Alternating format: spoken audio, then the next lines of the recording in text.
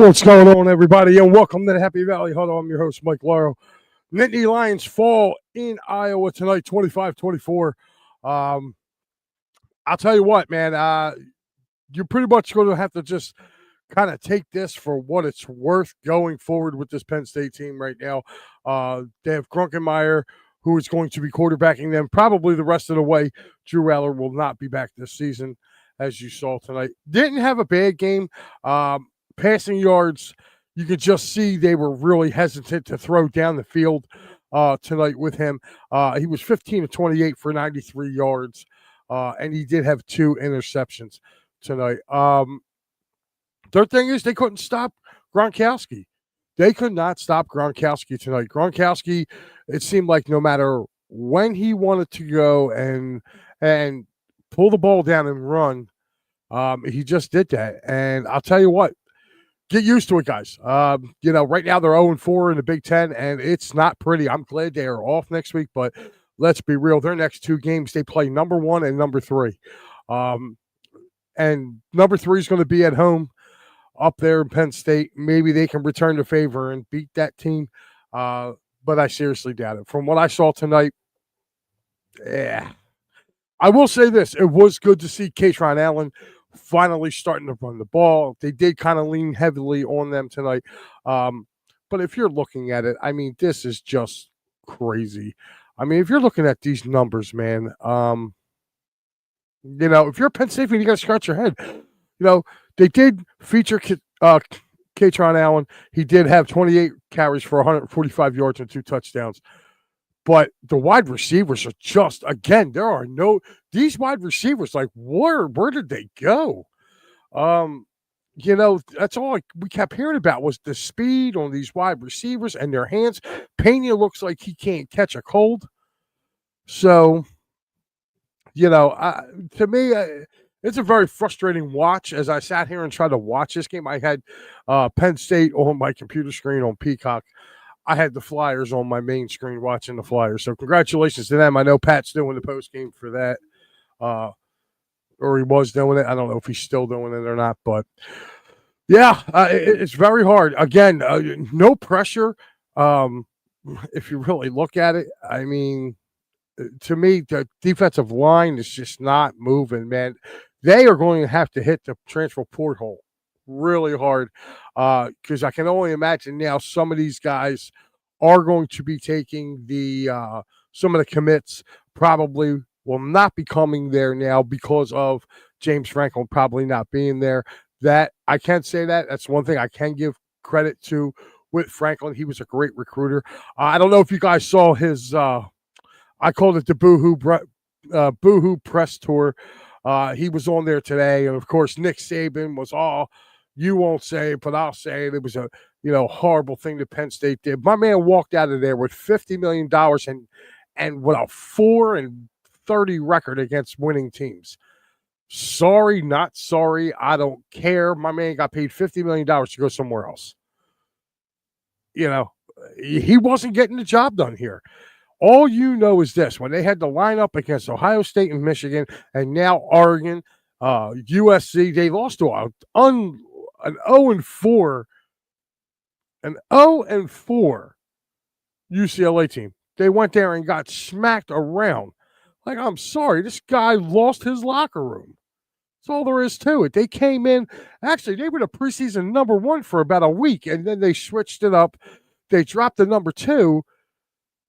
Without playing the game or after week 1, they dropped to number 2. So they came in as a preseason favorite to be national champions. And this team's not even going to sniff the playoffs, let alone they'll be lucky if they get a bowl game now. Because I'm sorry, you got 2 more coming. You got 2 more losses coming. You got to go to Columbus. They're going to get shellacked by Ohio State.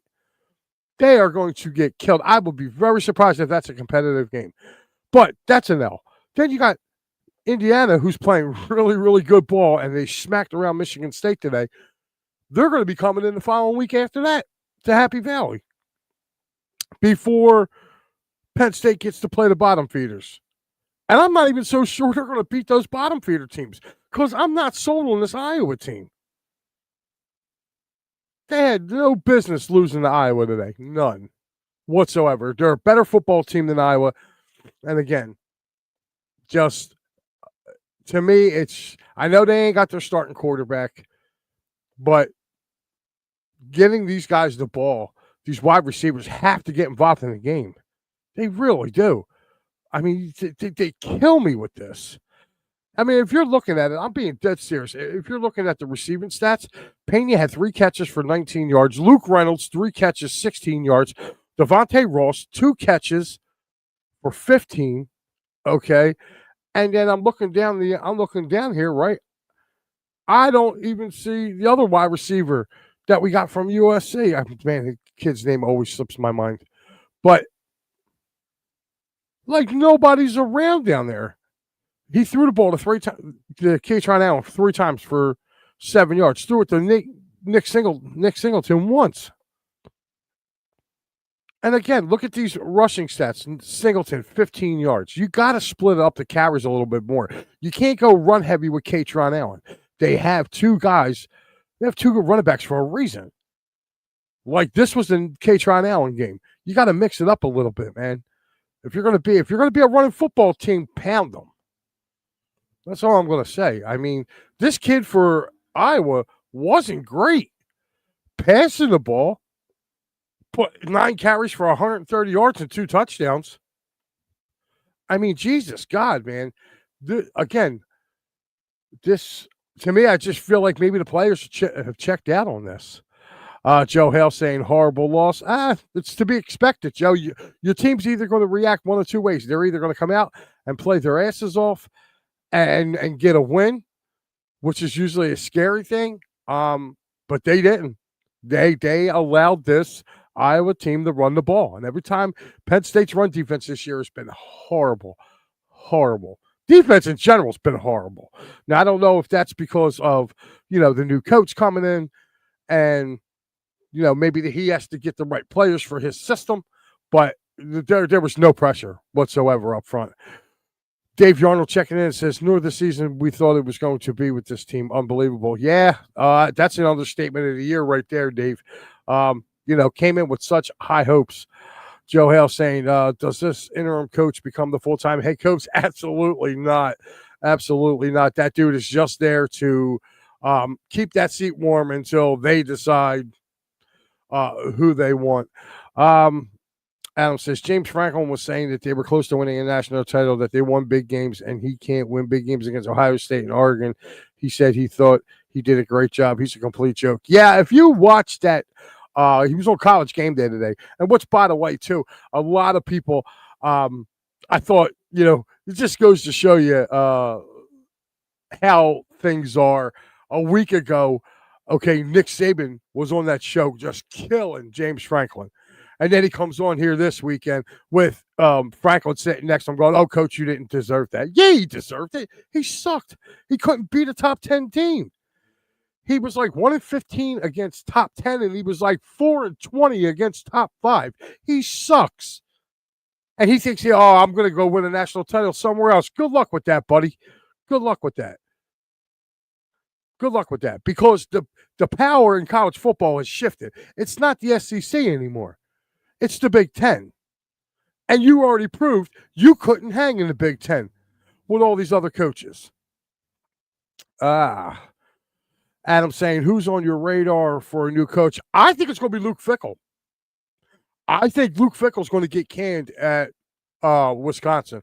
I think they're going to make him out to be. I've been long saying if Luke Fickell was the coach of this team, they would be a lot better. They would have been a lot better, and they would have beaten Ohio State. So, I mean, who do I prefer? Be honest with you, I want Urban Meyer.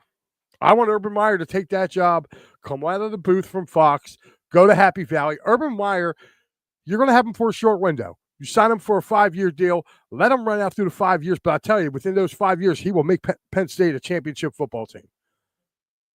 Okay? He doesn't stay long at places. After a while, Urban does kind of wear his welcome out. But I'll tell you what, he'll have that team ready to play football. And with the NIL money now, which is something he didn't have when he was coaching, nah. I would love them to see them get Urban Meyer. as Joe was pretty much saying. Who's my next coach? I have two, either Luke Fickell or Urban Meyer. They're my two candidates right now that I want. I don't want Nick Saban. I don't want Matt Rule. Like, I'm sorry, Matt Rule to me is just a white version of James Franklin. Not to sound that way, but that's what he is. He's James Franklin. Okay, yes, did he help turn Temple around? Yeah. And as soon as Temple wanted to make a commitment to him, he bolted and went to Baylor. Okay. Then when he turned Baylor around, Baylor wanted to make a commitment to him. He bolted and ran to the NFL. Didn't hack it in the NFL, and then had to go to Nebraska. So of course he's going to say all the right things. He is a Penn State guy, and I do think he will be interviewed for that job. Who won't be interviewed for the job is Cignetti, the head coach of Indiana. He just agreed to I believe a 7 or 8 year deal to stay out there in Indiana. So his name is off the list. I do not, and I'm going to repeat it again, I do not want Marcus Freeman from Notre Dame. He can keep his ass out there in South Bend. I do not want him, not one bit. Sorry, not sorry. Right now, Notre Dame, I feel, and I'm a Penn State guy, and I can't stand Notre Dame, but Notre Dame's got a better program right now than Penn State. Why would Marcus Freeman want to leave that to come to Penn State? You see what I'm saying? Like, why would he want to leave there to come here? So, no, thank you. I do not want him. I don't want Brian Kelly from LSU. He can keep his ass in the swamp. Okay, I don't want him. I don't want Lane Kiffin. I don't want him. Just some of these other guys that are down there, like, you can just,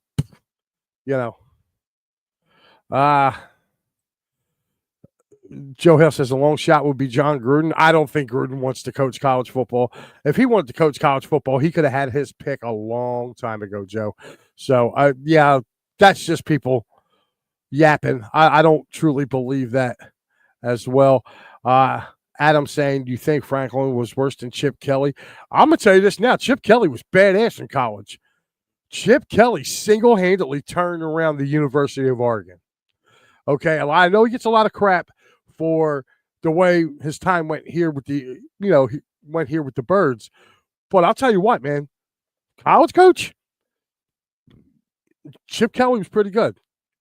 Now, he didn't have a good NFL thing. He's trying to resurrect that.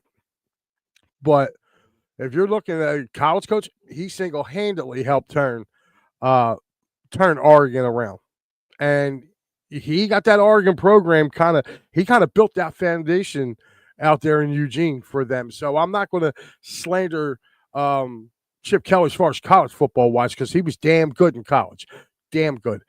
But getting back to tonight's game, again, you have to separate the runs a little bit. Katron Allen had a great game. This was proven to me that you could run the ball. They had 46 rushes for 173 yards and 2 touchdowns. Now, mind you, they had Luke Reynolds rushing. They had Ethan, the quarterback, Rothmeyer, ran 6 times for a yard. Justin Smolik, 4 carries for 3 yards. Trevor Pena, 1 carry for 9 yards. Nicholas Singleton, 6 carries for 15 yards. You cannot, and I repeat, cannot give the ball to Nick Singleton only 5 or 6 times in this game. If you're going to do, which was it 34? If you're going to do 34 carries in a game, you got to split them. And I mean, you give 17 to Singleton, you give 17 to Allen and get them running. And then after that, like, if you're going to run the ball 46 times in this game, then you got to make sure your 2 top backs are going to be the guys handling that ball. So,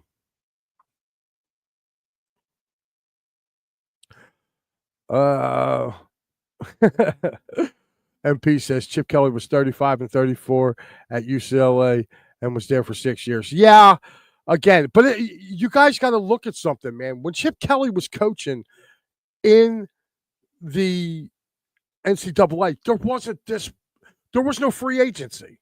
All right, and that's basically what NIL is. It's free agency for college football. Okay, there was none of that.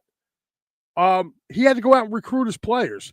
And I will say this, yes, but you know what, too? He didn't get a lot of backing from the boosters out at UCLA either. Like, if you're going to keep it real, like the guy, and I don't care, 35 and 34, it's a winning record. Compared to the players he had inherited, the players that he lost out on, You figure every year he's losing out to some. You literally have another top 10 school or top 25 school right across town from you in USC. I didn't think that was a good marriage. But MP, you want to bring up his record when he went to Eugene? Bring up his record when he went to Eugene. Like I said, he single-handedly built that foundation down there over in Eugene. He built that foundation. So, yeah, I don't think Kelly would want to come back anyway. I don't want Bill O'Brien back. Bill O'Brien's looking to bounce any which way he can. So, he's just hoping. I don't think he's going to survive the year in BC. They got beat again today. This has been just a crazy, crazy, crazy turn of events coming up. Guys, speaking of coming up tomorrow morning, that's right, me and Pat, that's right, no Al tomorrow. So the voice of God will be taking his day off tomorrow. So make sure you guys tune in tomorrow at 9 a.m. It'll be me and Pat for P&M in the a.m. And then, that's right, and then right after that, it is the Birds Flyby later on that day. I will be hosting that as well as we get ready for those Minnesota Vikings and led by Carson Wentz. So that will be on tap for us tomorrow. There is no Flyers game. So again, and also congratulations to the Los Angeles Dodgers. They punched their ticket to the World Series. Milwaukee did exactly what I thought they were going to do in this series, and they folded up like a cheap tent. So best record in the National League all year long, and they got swept. Dodgers' only loss right now is to the Phillies. So think about that for a second. The only team to beat the Dodgers and actually play competitive baseball against the Dodgers in this series has been the Phillies. In this postseason has been the Phillies so far. I will tell you this. Whoever wins that Toronto and Seattle series, whew, Lord, that's going to be one hell of a World Series. But MP says Phillies don't look so bad now after what the Dodgers have done to the Reds and Brewers. Exactly. But that's for another post game and another one, guys, which, by the way, we will be having a Phillies season in review coming up. So make sure you guys look out for that. So the Fighting's Final Cast, us guys will all get together and give our final thoughts on what we thought was a less than satisfying performance by our Phillies for this postseason. Guys, I want to thank you for tuning in. I will see you guys bright and early tomorrow morning, like I said, with Pat. Also, tomorrow, too, I'm sorry, I forgot to mention that as well. The man, the myth, the legend. That's right, Matty B. The final word will return tomorrow night. I believe it's either 10 or 10:30. Matty will be on air. It says 10 here, but I do remember him saying he might start. I don't know. For just shits and giggles, just pop on around 10 o'clock. If he's on, you'll start talking with him. But I'm pretty sure he'll have all the day's news and notes, and I'm pretty sure he's going to have a very, very handedly review of that Eagles game tomorrow. Just to give you guys a quick little synopsis tomorrow, with what me and Pat will be going over for P&M in the AM. We will be discussing Flyers and Minnesota Wild from the game tonight as well. Also, a look ahead, we'll be talking about the Sixers season, whether we care or not. Definitely tune in for that tomorrow. And I'll be giving my NFL picks, which I did on Wednesday from, for tomorrow. So, and don't forget, guys, for all you NFL fans out there, 9:30 a.m. tomorrow, Rams and Jaguars from London on NFL Network. So make sure you guys tune in for that. Final score, guys, from good old Iowa. It was the Hawkeyes 25, the Penn State Nittany Lions 24. Lions fall to 0-4 in the Big Ten, man. And it's going to be a long climb back. Just kind of hope that they're good enough to get bowl eligible, and maybe they'll get but I call it the Christmas Week Bowl, which is after Christmas and before New Year's. Maybe they'll get the Motor City Mud Bowl or the Toilet Bowl or whatever. Maybe give you something to watch during the week leading up to the ones that count. Dave Yarnell says Dodgers are so good. I think they got a lot of luck riding on their side too there, Dave. Again, 25-24, tough one to watch. They're off next week, so there will be no Happy Valley Huddle. The one after that will be Ohio State, and I'm hoping they put that game on at noon, so I can be done by 3:30, because that's not going to be a good game at all. I think that's going to be a bad, bad, bad game for the Nittany Lions, and also the next 2 weeks. I don't think are going to be pretty for them guys. So, again, Nittany Lions now 3-4 on the season, 0-4 in the Big Ten. Who would have thought it? Who would have thunk it? Who would have thunk it? Beginning of the year, guys. Have a good night, and I will see you guys tomorrow morning, bright and early, p.m. in the a.m. I'm Mike Laro. This has been Happy Valley Huddle. We are